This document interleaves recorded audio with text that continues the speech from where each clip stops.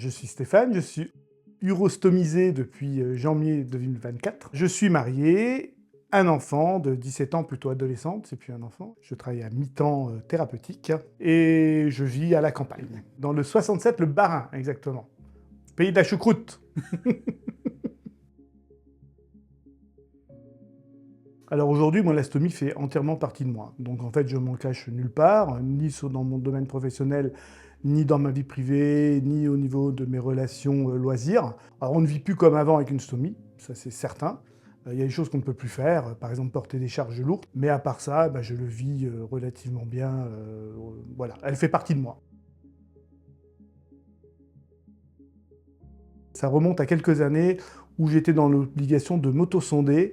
Je suis allé dans des pharmacies chercher du matériel.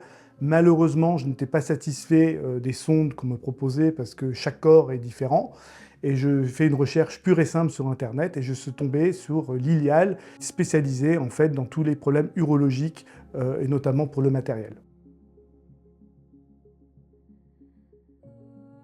Sincèrement, je suis très satisfait du service Lilial parce que déjà, ça livre bien. Rapidement, enfin on est très vite livré, puis ils sont spécialisés quand même dans ce genre de problématiques.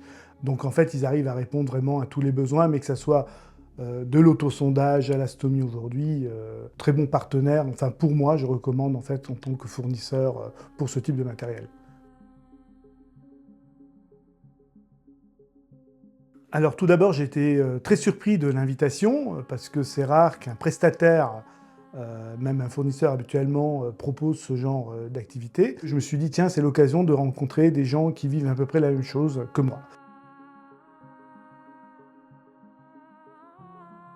On s'est rencontrés, on était une 15-20 personnes et on a tous un petit peu peur à la rencontre parce que c'est la méconnaissance de l'autre. Alors au début, chacun était un petit peu timide dans son petit coin. On a marché chacun avec son conjoint ou sa conjointe et je me suis ouvert effectivement le long de la marche parce que il y a eu une première personne qui est venue vers moi, qui m'a posé une question. Tiens, comment ça s'est que t'es stomisé? Qu'est-ce que tu as eu? Alors plus que ça montait en hauteur et plus les langues se déliaient. Alors ça, c'est vrai que c'était fantastique. Alors c'était pas la marche la plus simple qui était organisée quand même.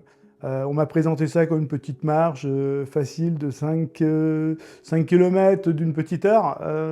Sincèrement, moi j'en ai un petit peu bavé, mais le final était bien parce qu'on s'est retrouvés au restaurant, on a bu un petit coup ensemble et on a partagé un repas et là on a pu effectivement, alors là les langues se sont réellement déliées et là c'était l'apothéose. Il y a eu de l'émotion, d'ailleurs, beaucoup de gens, même des larmes, et même des larmes. Des gens qui se sentaient isolés, et c'était la première fois en fait qu'ils sortaient de chez eux. Et on a compris un petit peu, les gens, j'ai pu échanger avec des gens de leur métier, de ce qu'ils faisaient avant. Il y avait quelqu'un qui travaillait aux urgences, qu'il avait une poche, il a parlé un petit peu de son expérience, de ce qu'il vivait aussi avec Lilial, et lui, ça venait à la suite d'un cancer. Alors il n'était pas urostomisé, mais colostomisé. Il y avait une dame, en fait, vous savez, quand vous êtes urostomisé, il faut vidanger la poche. Alors ça, c'est bien pour les femmes, mine de rien, les urostomies, parce que ça évite de s'accroupir derrière un arbre. Et moi, j'ai pu garder même des contacts avec elle, parce que je l'ai eu une ou deux fois au téléphone. Et depuis, en fait, qu'elle a eu cette journée-là, elle vit complètement autrement sa stomie. Ça, c'est vraiment, c'est vrai. C'est vraiment un moment fort. On a créé une petite famille, on va dire, une famille de stomisés. J'ai pu rencontrer Stomapot, en fait, qui est un prestataire pour des ceintures de stomie. Bon point, mais à creuser davantage. Très important d'avoir des partenaires textiles. C'est un gros problème aujourd'hui de s'habiller en tant que stomisé. Si les habits sont pas adaptés, on engendre des fuites sur les stomies, voilà, sur les supports de stomie.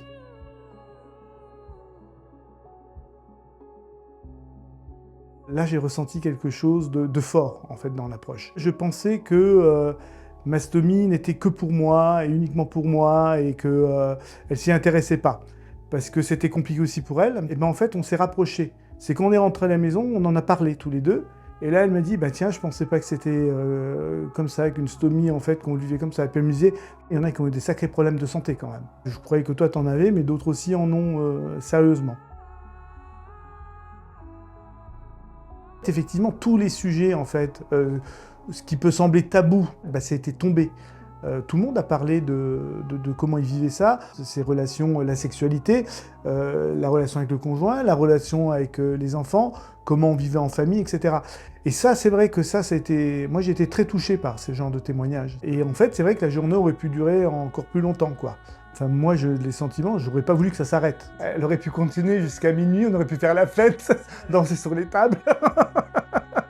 Je reste misé content. Mais il en faut quand même. Non, mais c'est fou. Mais ça, qu'est-ce que j'en fais? Je le garde ou je continue à le partager? Moi, aujourd'hui, mon but, c'est vrai de se dire, peut-être par travers du club Ilial aujourd'hui, mais c'est de dire, je vais continuer à donner ce que j'ai reçu là. Parce qu'il y a de la richesse qui est tombée à ce jour-là. Une grosse richesse.